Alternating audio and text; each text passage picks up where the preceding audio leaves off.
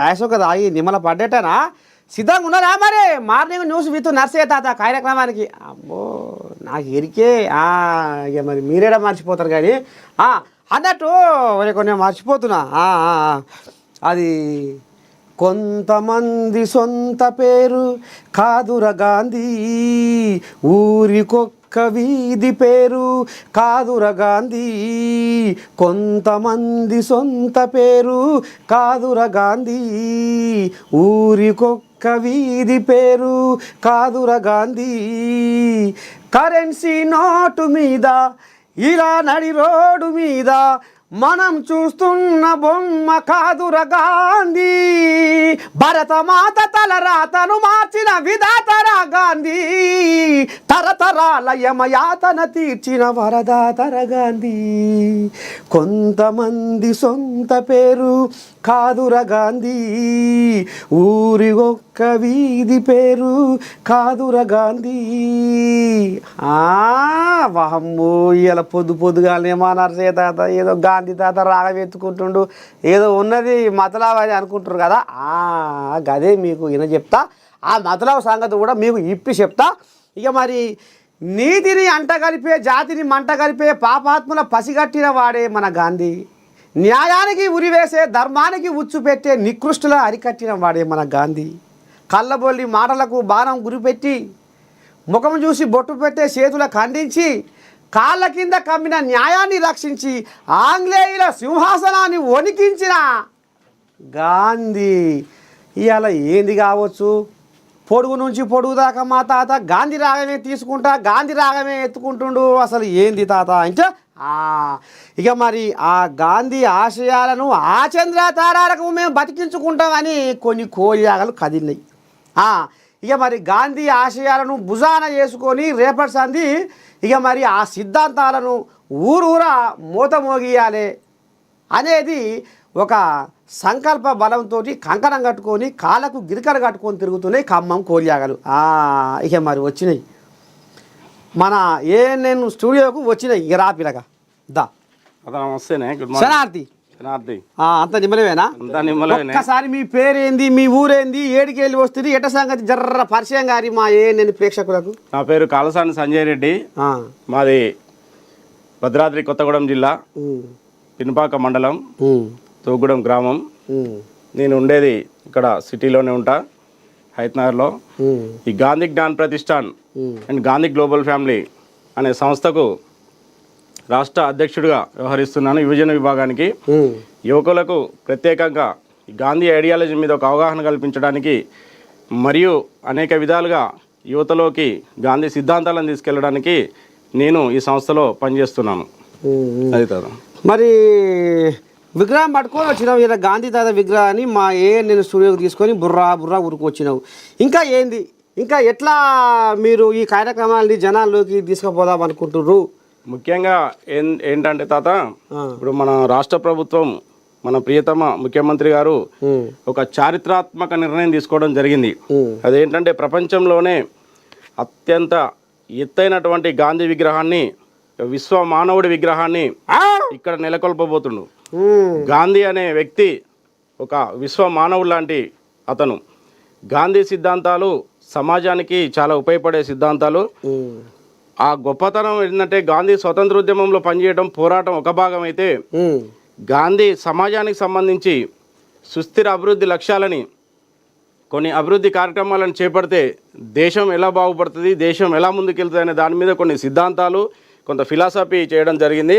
దాని మీద ప్రత్యేక అవగాహన ఉన్నటువంటి మన రేవంత్ రెడ్డి గారు అతిపెద్ద విగ్రహాన్ని నెలకొల్పడానికి సంకల్పించారు దానికి మద్దతుగా మేము ఏదైతే ఈ అతిపెద్ద విగ్రహం బాపుఘాట్లో పెట్టబోతున్నటువంటి విగ్రహానికి మేము హర్షం వ్యక్తం చేస్తూ మా గాంధీ సంస్థల తరపున మేము కూడా ఇటువంటి 1 ఫీట్ లక్ష విగ్రహాలు రాష్ట్ర వ్యాప్తంగా యువతకు అవగాహన కల్పించుకుంటూ గ్రామాన మండలం నుంచి ఇటువంటి 1,00,000 విగ్రహాలను మేము తయారు చేసి ఒక గిన్నిస్ రికార్డ్ అయ్యేలా దీన్ని గిన్నిస్ బుక్ వాళ్ళు రికార్డ్ అయ్యేలా మేము ప్రయత్నం చేస్తున్నాం తాత మొత్తానికి ఇక మరి శాంతి దూరమై సమానత్వం కరువై ఇక మరి సమాజంలో అల్లుకపోయిన కుళ్ళును తొలగిస్తేందుకు అందుకేనా ఈ కార్యక్రమం అందుకే మేజర్గా ఏమనుకుంటారంటే గాంధీ అంటే ఒక స్వాతంత్ర ఉద్యమం, స్వాతంత్ర పోరాటం అంతవరకే ఇలా యువతకు అవగాహన ఉంది.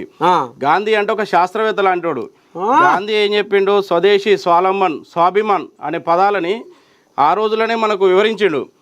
ఎలా ఉంటుంది స్వదేశీ? స్వదేశీ అంటే మనకు బ్రిటిషర్స్ మన దేశానికి ఎంత ప్రమాదమో అంతకంటే ప్రమాదమైనటువంటి ఇంకో విషయం ఏంటంటే వాళ్ళు మనకు అలవాటు చేసినటువంటి అలవాట్లు, ఇక్కడ వాళ్ళు తెచ్చిన వస్తువులు, వాళ్ళ ద్వారా మన దేశానికి వచ్చినటువంటి అనేక పద్ధతులు, అవి చాలా ప్రమాదం.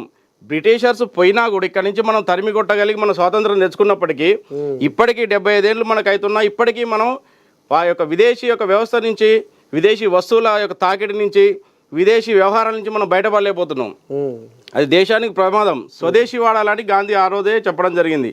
స్వదేశీ అనేది ఖచ్చితంగా ప్రతి మానవుడు భారతదేశంలో స్వదేశీని మనం అవలంబించినప్పుడు, ఈ విదేశీ యొక్క ప్రభావం మన మీద లేనప్పుడు మనం సుస్థిరంగా మన అభివృద్ధిని మనం సాధించగలుగుతాం అనేది గాంధీ ఆ రోజు చెప్పడం జరిగింది. అట్లాంటి అనేక ఉద్దేశాలు, అనేక లక్ష్యాలు గాంధీ మనకు చెప్పాడు.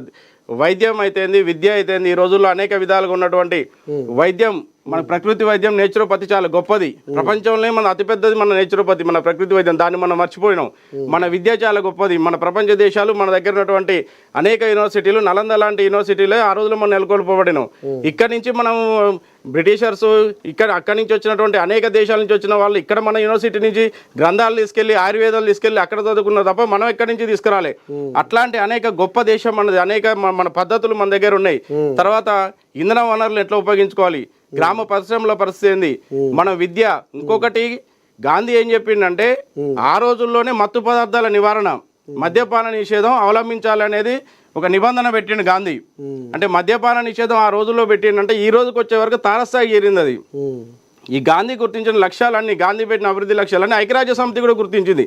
ఐక్యరాజ్య సమితి ఈ రోజు గుర్తించినటువంటి ప్రధాన అభివృద్ధి లక్ష్యాల్లో, సుస్థిర అభివృద్ధి లక్ష్యాల్లో గాంధీ సూచించినటువంటి గాంధీ మార్గంలోని ఐక్యరాజ్య సమితి ప్రపంచం మొత్తానికి కూడా ఇవాళ అవే అభివృద్ధి లక్ష్యాలని పాటించేలా ఐక్యరాజ్య సమితిలో గుర్తించి అందరిని అవలంబించేలా వాళ్ళు చర్యలు తీసుకున్నారు. అంటే గాంధీ అంత గొప్ప వ్యక్తి, అంత గుర్తింపు ఉంది గాంధీకి. మనం ఏంటంటే మన దేశంలో సరైనటువంటి మనకు అవగాహన లేక వాటిని గుర్తించట్లే. ఎంతసేపటికి స్వాతంత్ర ఉద్యమం, స్వాతంత్ర పోరాటం, గాంధీ మీద రాజకీయం, ఆ సబ్జెక్టు అదొక పద్ధతి. అంటే అది మనకు అది కూడా ఉంది. దాంతోపాటు గాంధీ అనేక విషయాలు మనకు వివరించింది కాబట్టి ఈ సమాజానికి ఉపయోగపడేది ఇట్లాంటి మద్య నిషేధం అనేది ఈ రోజుల్లో ప్రధాన గాంధీ సుస్థిర అభివృద్ధి లక్ష్యాలలో మద్యపాన నిషేధం ఉంది. అలాగే మత్తు పదార్థాల నివారణ ఉంది. మత్తు పదార్థాల నివారణ ఇవాళ ప్రపంచాన్ని కుదిపేస్తుంది. మన పక్క దాకా వచ్చేసింది. మన ప్రతి గల్లీలో, ఇలా మన ప్రతి వీధిలో, ప్రతి షాపులో కూడా ఈ మత్తు పదార్థాలు దొరికే పరిస్థితి ఇలా ఎదుర్కొంటున్నాం. అందరి నిత్య జీవితంలో ఖచ్చితంగా మనం చూసుకున్నట్టయితే ఈ మత్తు పదార్థాల బాధితులు, ఈ మత్తు బానిసలుగా యువత మారి అనేక ఇబ్బందులు గురి కావడం మనం చూస్తున్నాం. కాబట్టి ప్రధాన లక్ష్యంలో ఇది కూడా ఉంటుంది. ఇట్లాంటి అనేక సిద్ధాంతాలు. తర్వాత మనకు సంబంధించినటువంటి ఏదైతే సోలార్ పవర్ మీద గాంధీ ఆనాడే పెద్ద పుస్తకం రాసిండు. సోలార్ పవర్ మనం ఎట్లా వినియోగించుకోవాలి, సుస్థిరత అంటే మనం అక్కడే ఉండి సుస్థిరంగా మనం ఎట్లా అభివృద్ధి చెందాలి, స్వదేశీ, స్వాలంబన్, స్వాలంబన్ మనం ఎట్లా చేసుకోవాలి, ప్రతిదీ ఒకరి మీద డిపెండ్ కాకుండానే అనేక పుస్తకాలు రాసిండు గాంధీ. ఒకటి కాదు, పెద్ద ఒక శాస్త్రవేత్తలాగా ఆయన అనేక కాన్సెప్ట్లు, అనేక పుస్తకాలు రాసి యువతకు ఈరోజు అవి ఉపయోగపడుతున్నాయి. ఇప్పుడున్న సమాజానికి గాంధీ లక్ష్యాలు, గాంధీ అభివృద్ధి సుస్థిర లక్ష్యాలు చాలా అవసరం. కాబట్టి వాటిని ఖచ్చితంగా యువతలోకి తీసుకెళ్ళాలి. వాటి మీద యువతకు అవగాహన కల్పించాలి. ప్రకృతి వైద్యం మీద అవగాహన కల్పించాలి. ఇప్పుడున్న విద్యా విధానం మీద అవగాహన కల్పించాలి. వైద్యం మీద అవగాహన కల్పించాలి. ఇంధన వనరుల మీద అవగాహన కల్పించాలి. మత్తు పదార్థాల నివారణ మీద అవగాహన కల్పించాలని అనేక గాంధీ లక్ష్యాలు, వాటిని చేయబోని గాంధీ లక్ష్యాలను మేము ముందుకు తీసుకెళ్ళి ఇదే తరుణంలో మన రేవంత్ రెడ్డి గారు, మన ప్రియతమ ముఖ్యమంత్రి రేవంత్ రెడ్డి గారు ఈ ప్రపంచంలో అతిపెద్ద విగ్రహం మేము పెడతాము, ఈ విశ్వమానవుని మేము విశ్వవ్యాప్తం చేస్తాము, ఈ విశ్వమానవుని అతని లక్ష్యాలను గాంధీ సుస్థిర విజ్ఞాన సదస్సు, గాంధీ సుస్థిర విజ్ఞాన కేంద్రాన్ని ఏర్పాటు చేస్తామనే ఒక ప్రకటన ద్వారా మాకు ఇంకా బలం వచ్చింది. మేము రానున్న రోజుల్లో 1,00,000 విగ్రహాలు